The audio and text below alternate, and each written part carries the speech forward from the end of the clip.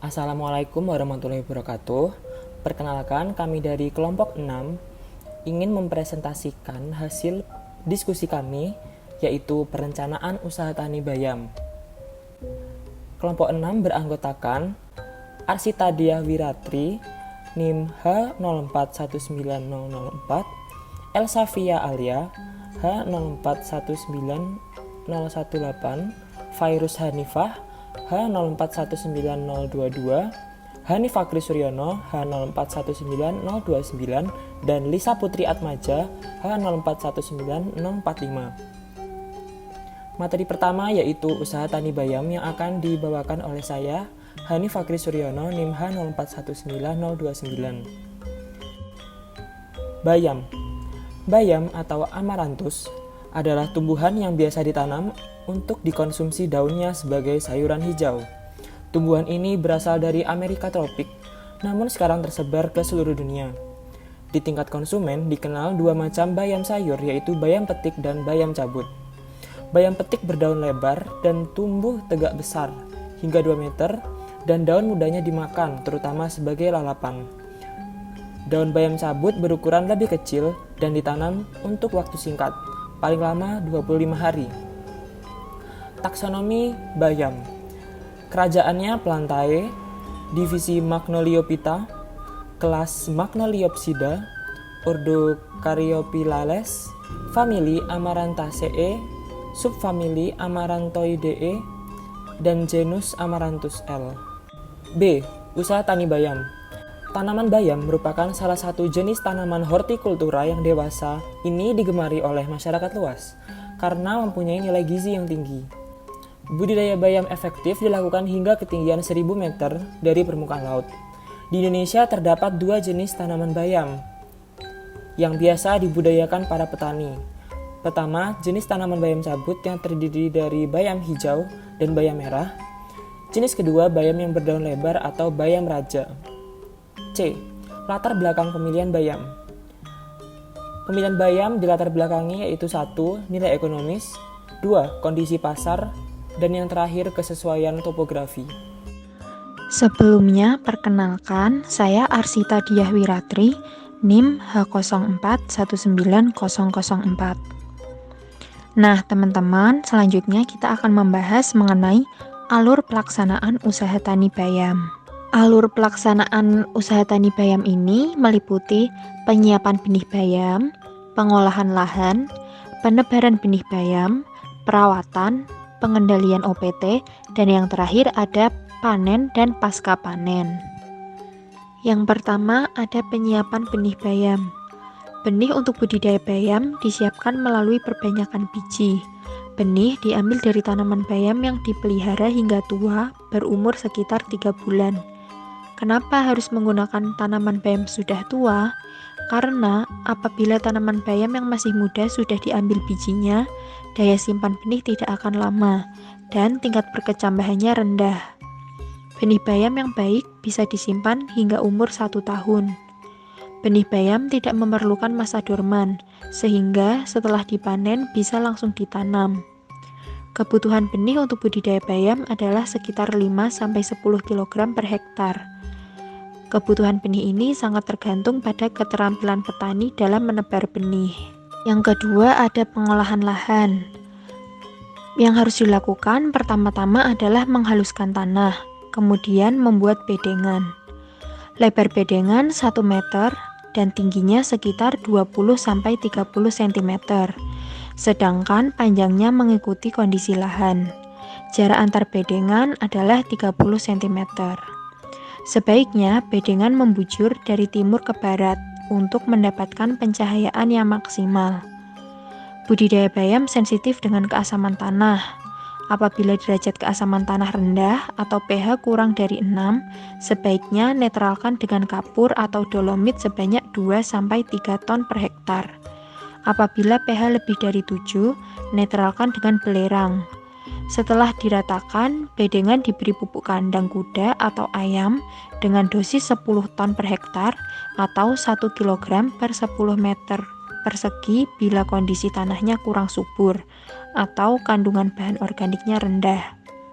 Selanjutnya, pupuk buatan diberikan dengan dosis N 120 kg, P2O5 90 kg, dan K2O 50 kg per hektar, atau setara dengan urea 30 gram, TSP 20 gram, dan KCl 10 gram tiap meter persegi luas bedengan.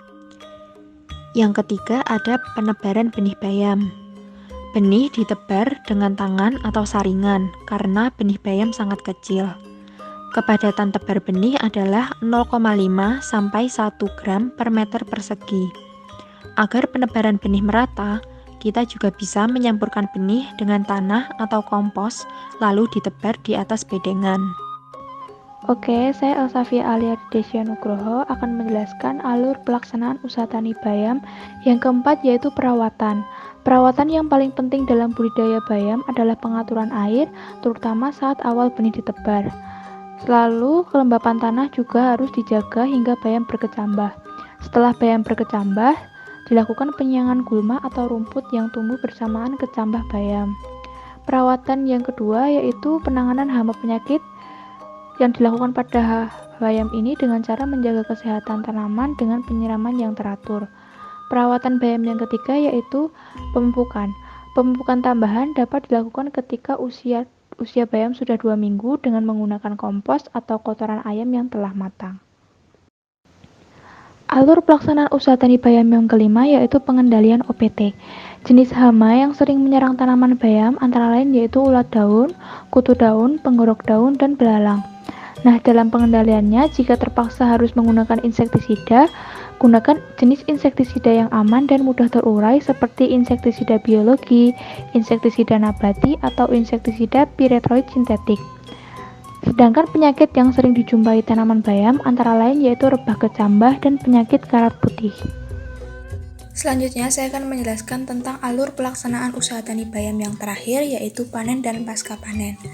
Budidaya bayam biasanya dipanen mulai 20 hari setelah tanam atau tinggi tanaman sekitar 20 cm dengan pencabutan rata-rata panen yang dihasilkan dalam 1 hektar adalah sekitar 5 ton. Nah, setelah bayam dipanen biasanya dilakukan pencucian dan sortir tanaman. Sebelum dilakukan pengiriman, bayam diikat dengan bilah bambu sekitar 50 ikatan digabungkan dalam 1 gabung. Untuk penyimpanan hasil panen bayam dilakukan di tempat yang teduh karena bayam termasuk tanaman yang cepat layu. Selanjutnya kita akan membahas mengenai perhitungan analisis usaha tani bayam yang akan disampaikan oleh saya, Fairuz Hanifah NIM H0419022. Berikut ini skala usaha tani bayam cabut. Yang pertama, ketersediaan input. Modal dalam usaha tani bayam cabut relatif rendah. Tenaga kerja yang diperlukan meliputi tenaga kerja keluarga dan tenaga kerja luar. Sarana produksi yang tersedia meliputi sarana produksi standar yang diperlukan dalam usaha tani. Yang kedua, kondisi pasar. Bisnis usaha tani bayam ini menghasilkan sayuran bayam yang banyak dicari di pasaran, sehingga pemasaran bayam ini terbilang sangat mudah dan untung yang didapatkan menjadi lebih cepat. Cukup banyak permintaan pasar terhadap sayuran, khususnya bayam, sehingga usaha tani bayam cabut ini cukup menguntungkan. Perawatan untuk bayam ini pun cukup mudah, serta hama bisa dikendalikan dengan mudah. Selanjutnya, analisis usaha tani bayam cabut dengan luas lahan 10.000 meter persegi atau 1 hektar dan masa tanam selama 1 bulan, kurang lebih 30 hari. Yang pertama ada biaya saprotan luar yang meliputi benih bayam seberat 10 kg dengan harga per kilonya 116.000 sehingga totalnya 1.160.000.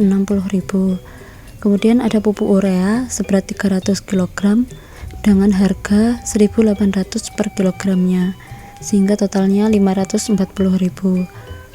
Lalu ada pupuk TSP 200 kg dengan harga 6.900 per kilogram sehingga totalnya 1.380.000. Lalu ada KCl seberat 100 kg dengan harga per kilonya 8.000 sehingga total biaya untuk KCl 800.000. Lalu ada pupuk kandang seberat 10 ton dengan harga 5.000 per karungnya. Satu karungnya muat 10 kg sehingga totalnya 5 juta. Lalu ada kapur dolomit seberat 3 ton dengan harga per kilonya 5.000 sehingga total untuk kapur dolomit 15 juta.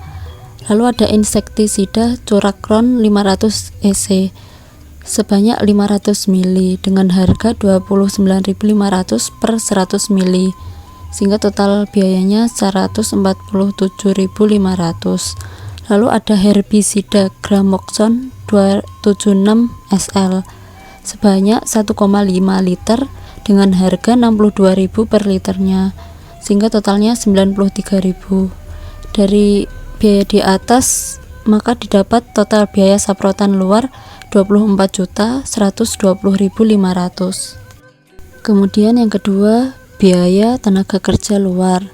Pada tahapan membuat bedengan dibutuhkan tenaga kerja 15 orang dengan upah 70.000 per hari per orang dan waktu yang dibutuhkan selama 5 hari, sehingga totalnya 5.250.000. Kemudian pemupukan dasar, tenaga kerja yang dibutuhkan 15 orang dan waktu yang dibutuhkan 3 hari, sehingga totalnya 3.150.000. Menebar benih dibutuhkan tenaga kerja 25 orang dalam waktu 1 hari, sehingga totalnya 1.750.000. Pemupukan susulan dibutuhkan 10 orang tenaga kerja dan waktu yang dibutuhkan 3 hari, sehingga totalnya 2.100.000. Pemberian pestisida dibutuhkan 5 orang dan dikerjakan selama 3 hari. Total biayanya 1.050.000. Tahap penyiangan dibutuhkan 10 orang dan waktu pengerjaannya 2 hari. Jadi total biayanya 1.400.000. Pada tahap panen, tenaga kerja yang dibutuhkan 9 orang dan waktu panennya 5 hari, sehingga totalnya 3.150.000. Dari biaya di atas maka didapat total biaya tenaga kerja luar sebanyak 17.850.000. Yang ketiga yaitu biaya lain-lain yang meliputi biaya pajak lahan. Biaya pajaknya 240.000 per tahun, maka satu masa tanam pajak yang harus dibayar 20.000. Kemudian pengairan selama 30 hari dengan biaya 20.000 per harinya, sehingga total biaya untuk pengairan 600.000. Kemudian pembajakan dibutuhkan waktu 1 hari dengan biaya 300.000 per hari, sehingga totalnya 300.000. Jadi total biaya lain-lain yang harus dibayar sebanyak 920.000. Yang keempat ada biaya tenaga kerja dalam. Pada tahap menebar benih dibutuhkan 2 tenaga kerja dalam dengan upah 70.000 per orang per hari dan waktu yang dibutuhkan 1 hari, sehingga totalnya 140.000. Tahap penyiangan dibutuhkan 2 orang tenaga kerja dalam dengan waktu 2 hari, sehingga totalnya 280.000. Kemudian tahap panen dibutuhkan 2 tenaga kerja dan waktunya 5 hari, sehingga totalnya 700.000.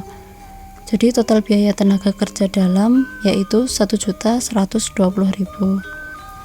Yang kelima ada biaya penyusutan alat. Yang pertama penyusutan diesel sebanyak 1 buah dengan harga belinya 2 juta rupiah dan nilai sisanya 0. Umur ekonomis dari diesel ini 20 tahun, sehingga didapat biaya penyusutan alat per tahunnya 100.000 dan biaya penyusutan per masa tanamnya 8.400.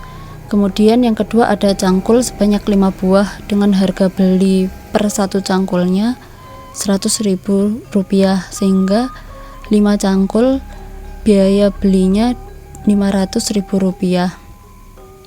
Nilai sisanya 0 dan umur ekonomisnya 5 tahun, sehingga biaya penyusutan alat per tahunnya 100.000, maka didapat biaya penyusutan alat per masa tanam 8.400. Dari biaya-biaya tersebut didapat total biaya penyusutan alat sebanyak 16.800. Yang keenam ada hasil panen bayam cabut pada lahan 1 hektar, didapat jumlah produksinya 5.000 kg dengan harga jual per kilogramnya 25.000, sehingga total penerimaan yang diperoleh 125 juta. Saya Lisa Putri Atmaja, NIM H041945 akan menjelaskan tentang perhitungan analisis usaha tani bayam cabut dengan luas lahan 1000 meter persegi dan masa tanam selama 1 bulan atau 30 hari. Yang pertama adalah biaya eksplisit.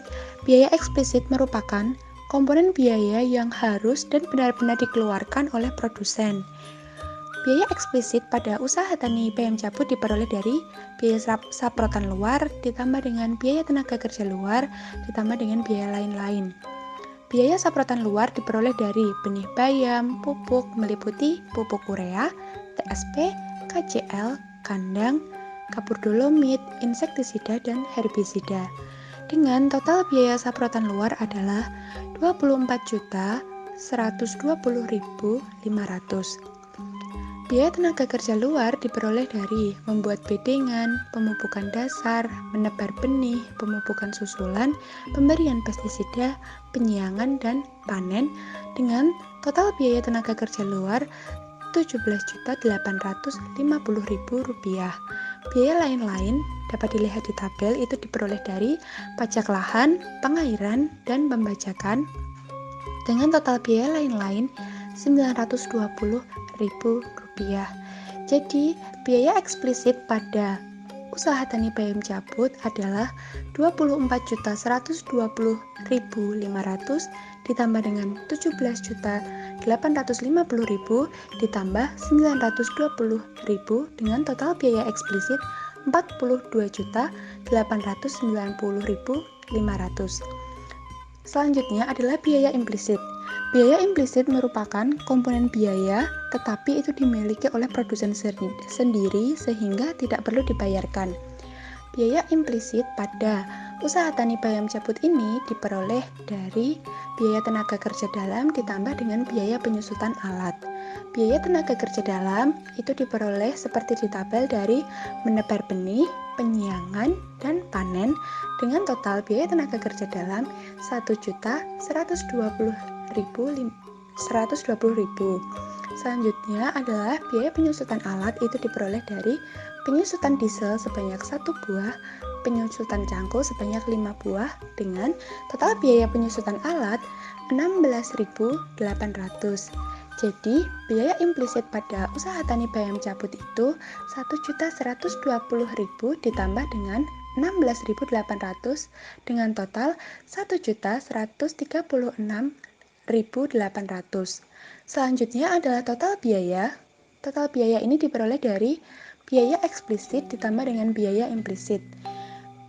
Setelah dihitung tadi, biaya eksplisit itu diperoleh angka Rp40.890.500 ditambah dengan biaya implisit sebesar Rp1.136.800.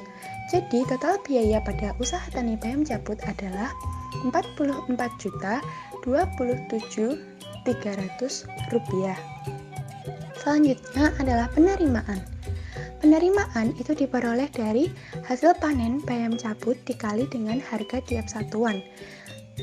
Panen bayam cabut itu memperoleh 5.000 dikali 25.000 per kilogram sehingga diperoleh angka 125 juta untuk penerimaan usaha tani bayam cabut.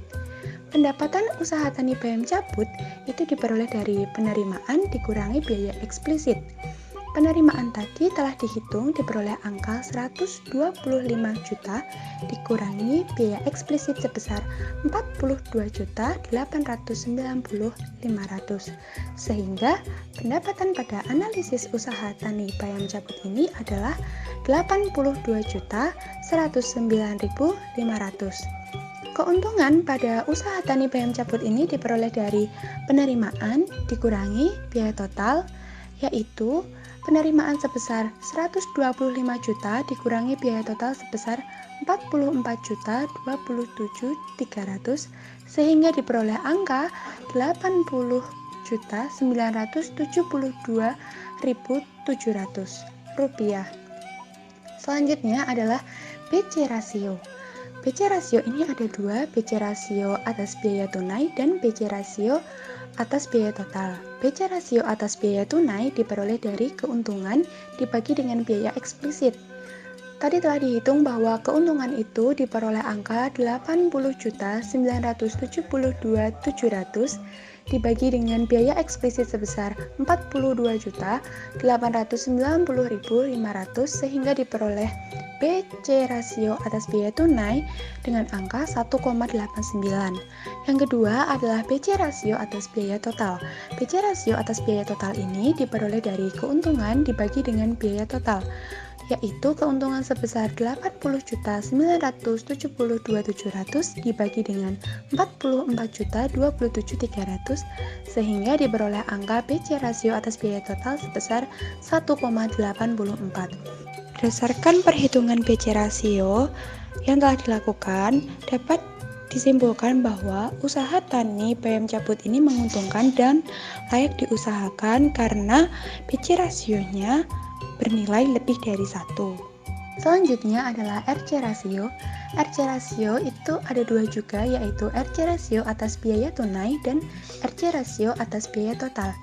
RC rasio atas biaya tunai ini diperoleh dari pendapatan dibagi dengan biaya eksplisit.